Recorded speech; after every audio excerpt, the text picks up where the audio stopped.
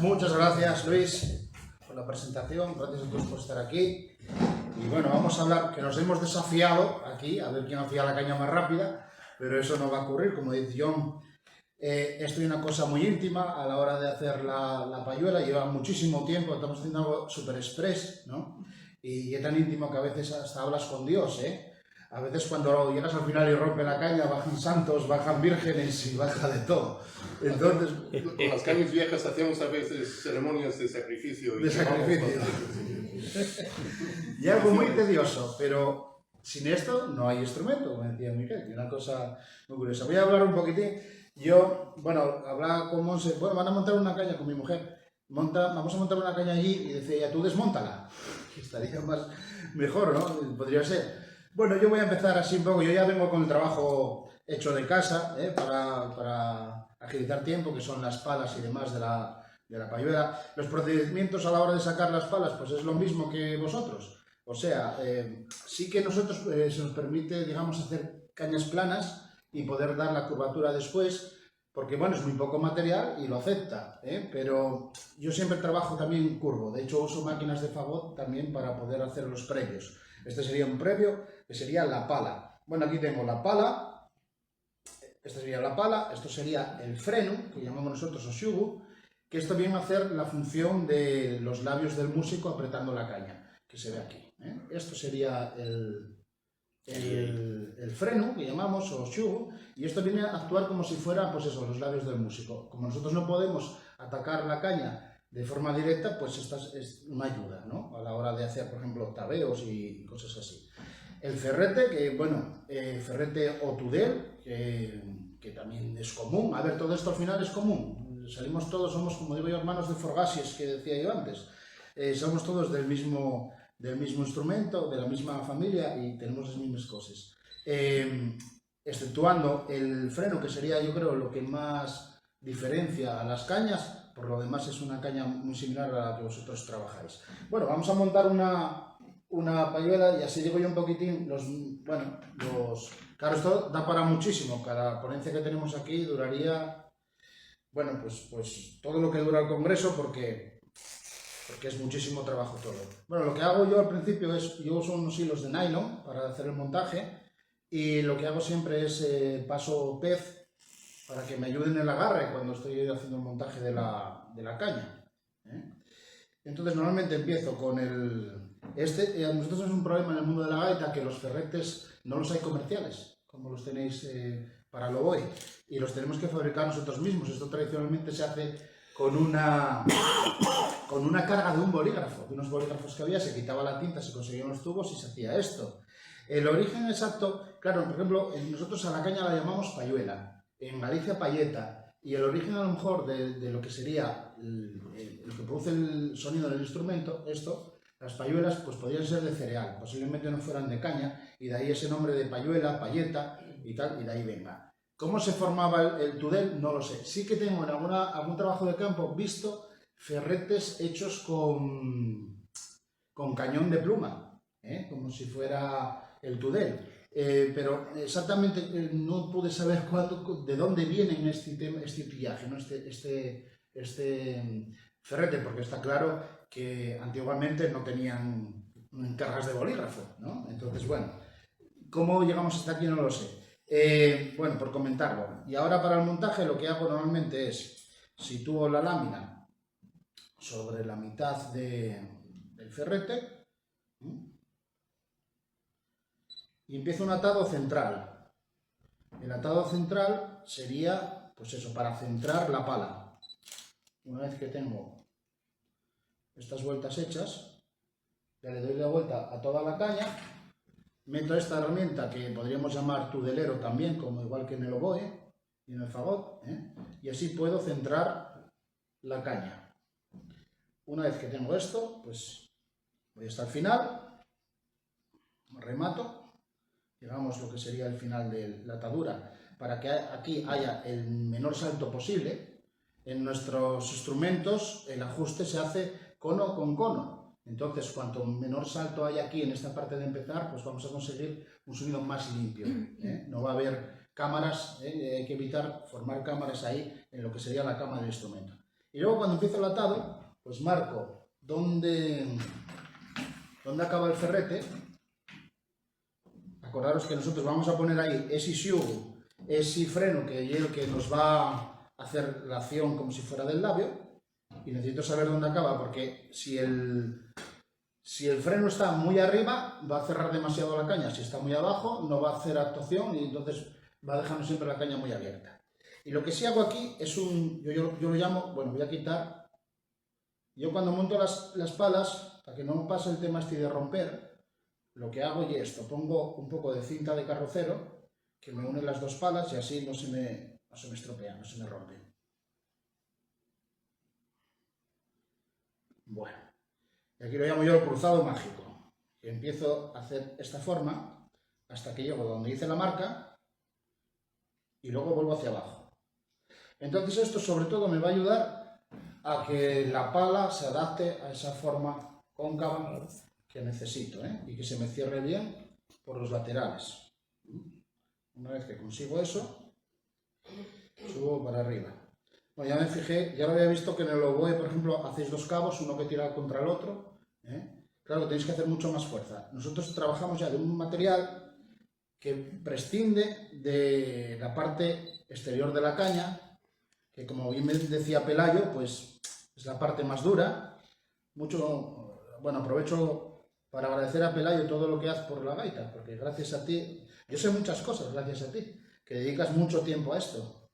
Pelayo es ingeniero y dedica mucho tiempo a la mecánica de la gaita, a los instrumentos, y encima siempre nos explica, nos enseña. Bueno, y iríamos ahí hasta que tenemos ya cerradas las dos partes. Ya digo que yo hice trampa, ya empecé con las palas hechas, me salté todo el tema de hacer la pala. Bueno, corto el cabo porque voy a necesitar un cabo después para poder poner el freno. Lo que sí que aquí hacemos un final de carrera, por decirlo de alguna manera, que es hacer un doble nudo. Así. Que tiramos aquí y ya me queda esticado. Que lo voy a necesitar a la hora de hacer el freno. Luego vamos a coger el corta uñas, que le gusta a yo. Bueno, hay muchas formas de cortar. También se puede usar un atril de estos, que también es común para vosotros, un atril de estos cóncavo. Al ser cóncavo puedes hacer un efecto ahí de corte, por ejemplo, con un formón o algo así. Puedes hacer este efecto para el corte, para despuntar la payuela. Yo uso esto porque me va muy bien. Y cojo, puedo presentar una cosa buena que tienen las tenazas o este tipo de herramienta, y es que ves bien por dónde... Vamos a ver, escuadras bien la caña, a la hora de parar. Y pas, ya está cortada. Y ya tenemos la boca hecha. Y ahora viene el montaje del freno. Y aquí siempre suelo aprovechar para meter un poquitín más de pez, para que me agarre bien Se nota al pasar incluso cómo sujeta la pez. Bueno, y ahora hacemos el freno. Yo los frenos, tradicionalmente se usa la misma cañavera para hacer estos frenos, pero yo lo uso bambú, porque me funciona mejor. Al final este freno va a actuar y cuando estamos tocando e hincha la caña, va a hacer presión sobre este freno, este xugo. Y cuanto más rígido sea, pues yo noto que tiene más estabilidad la caña. Entonces suelo dejar de esto. Suele ocurrir que el bambú, a mi ver, genera más estabilidad que el de la cañavera. Bueno, esto hay que cortarlo a la mitad.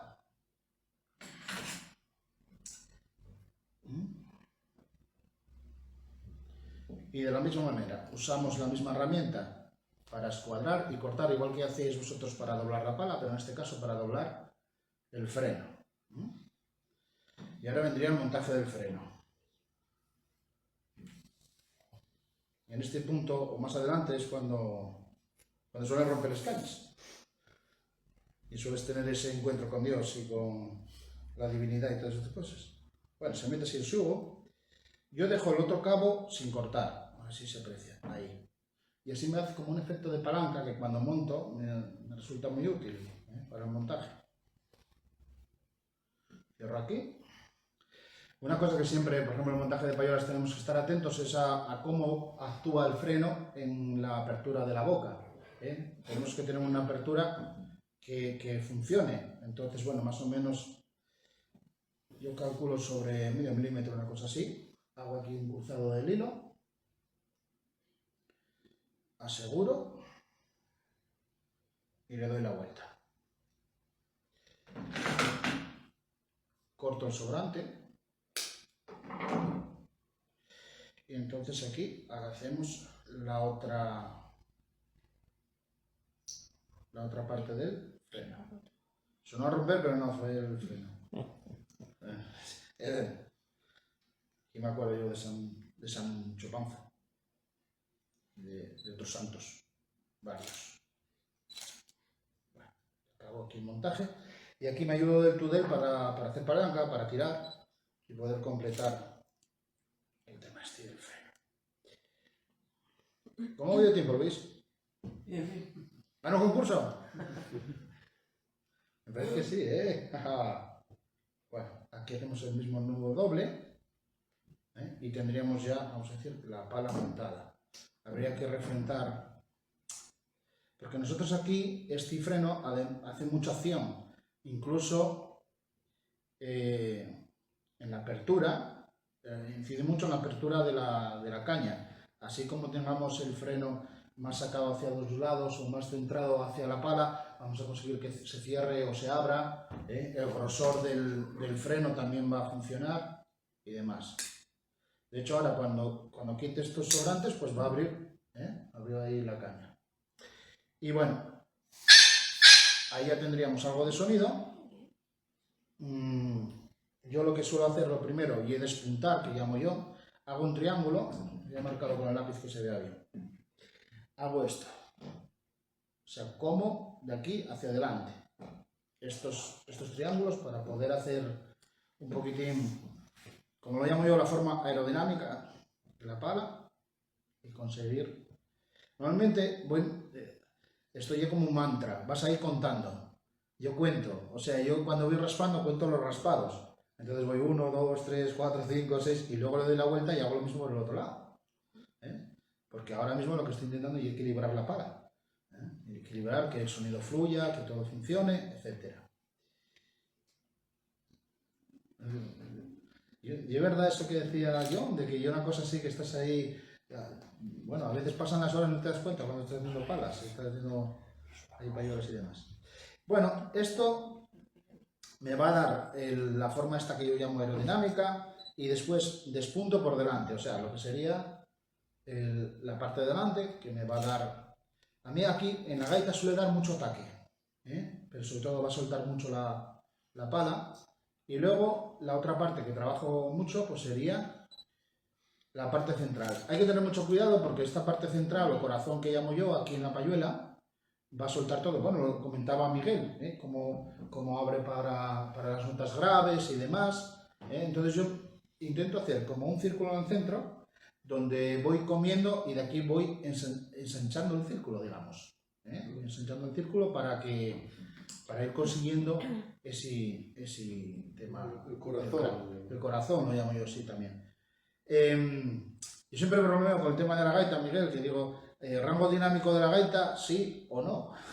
No tiene la dinámica de la gaita. Sí es verdad que ahora, por ejemplo, en Galicia hay unos estudios y la gente trabaja microdinámicas, aprovechando pues que cuando la caña coge un poco de dinámica también, además de bajar el tono, baja un poco la intensidad y con eso y composiciones van consiguiendo ahí alguna cosilla. Pero bueno, normalmente la gaita suena o no suena. Entonces, más o menos esto sería un pequeño perfilado.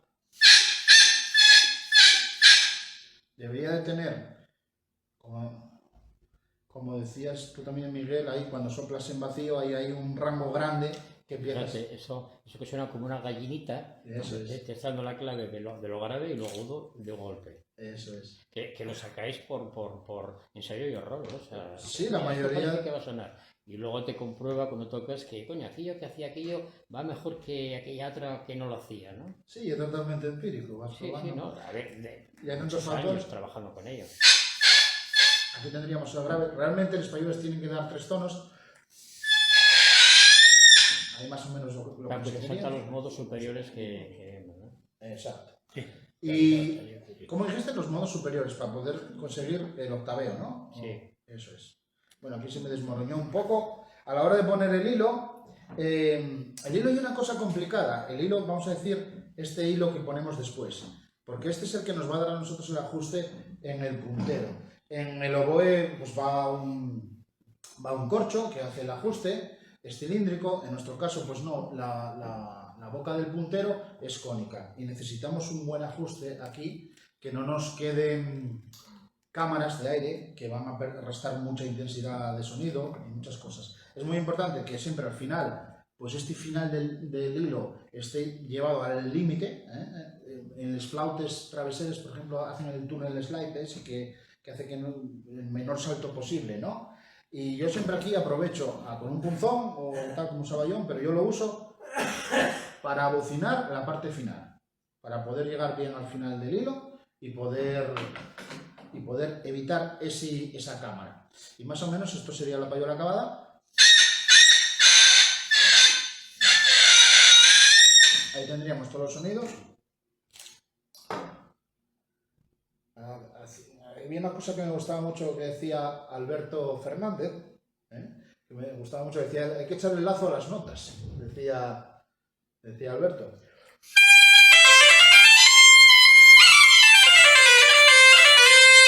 Bueno, y una vez que tenemos esto, empezaría lo divertido, y el juego de los cocos, eso que sale un coco y le das con un mazo y pum, y aparece otro por otro sitio y le das con el mazo.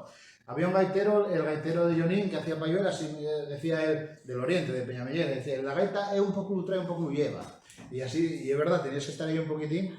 En la gaita entendemos, y con esto ya voy a concluir, en la gaita tenemos, yo entiendo como 3 registros, entendiendo el registro de la siguiente manera.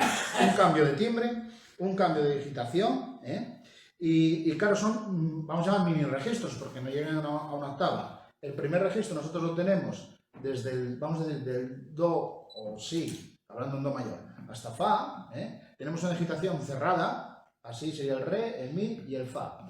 Y esto exige a la caña un funcionamiento bastante simple. Con una caña normal consigues bien